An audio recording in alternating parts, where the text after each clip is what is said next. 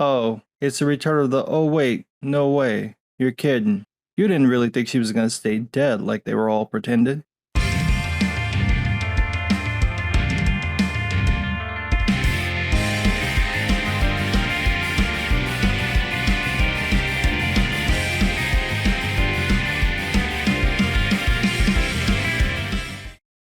Did you hear that Kamala Khan is coming back from the dead as a mutant, just like everyone predicted? This was the most predictable resurrection since DC killed off Batman but revealed his return before they published the issue where he died. That's not a joke, that's what DC actually did. That was stupid, but the death of Kamala Khan is a special kind of stupid because you had people pretending to care when everyone knew Marvel would bring her back before the movie came out. That's the Marvels movie. You know, the one that Disney hasn't promoted in months. But back on topic, Marvel killed off Kamala Khan in the Spider-Man comic because the Ms. Marvel comic got cancelled, probably due to low sales, which her books have had for their entire runs.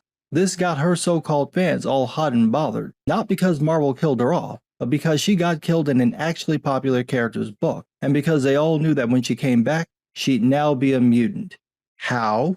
Well, for those who don't know, the X-Men and most mutants now live on the living island of Krakoa, where 5 mutants use their powers to resurrect mutants who died.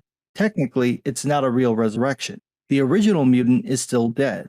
Instead, what we get is a mental copy of their minds that are regularly scanned by Xavier and stored in a souped-up version of Cerebro to be called upon whenever anyone dies. So if Cyclops goes on a mission and gets killed, that version of Scott is dead, but the new reborn version of him has all his memories up to the point of his death, unless he happens to be in a place where Xavier can't scan his mind, in which case the new version is based on the last upload.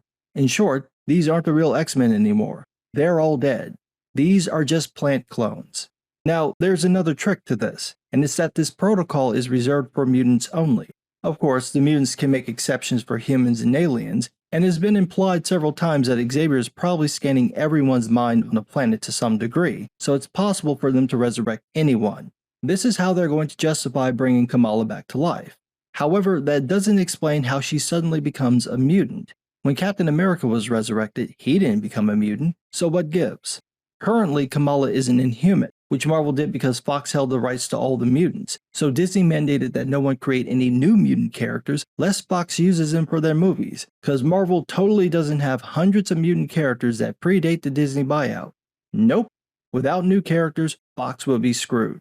It's so retarded that only a multi-billion-dollar company like Disney would even think of doing something like this.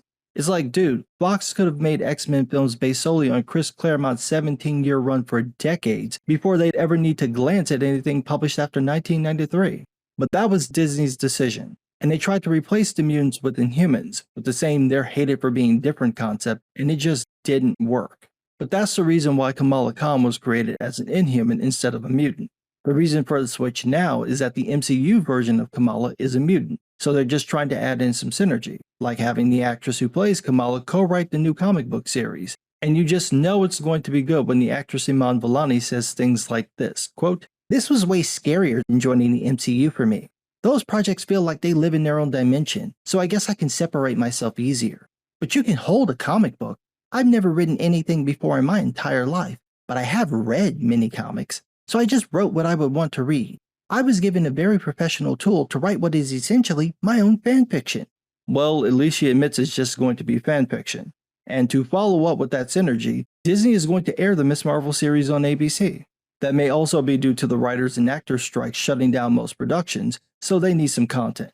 However, in typical Disney fashion, they're cramming the show into just 2 days. 3 on a Sunday, and the rest on the next Saturday. Cause why spread them out over weeks or get people to sign up for Disney Plus when people can just binge watch the shows on regular TV with commercials? You know, when you say it out loud, it sounds even dumber than in writing, which ironically is also an apt description for Kamala Khan. What's more ironic about this whole situation is that Marvel has tried for a decade to get Kamala over with the audience and has failed miserably. Her books have bombed, her show had so-so ratings, she just isn't clicking, and now she's going to be in a major movie, have her new comic written by the lead actress, and is stuck with the so-called fan base that's all butthurt because she got killed off in an actually popular character's book. Then again, that isn't actually ironic. That's just a series of bad situations, which, as an observation, is ironic. And, ironically enough, You have to be at least 30 years old to even get that reference. But what do I know? I'm just some guy.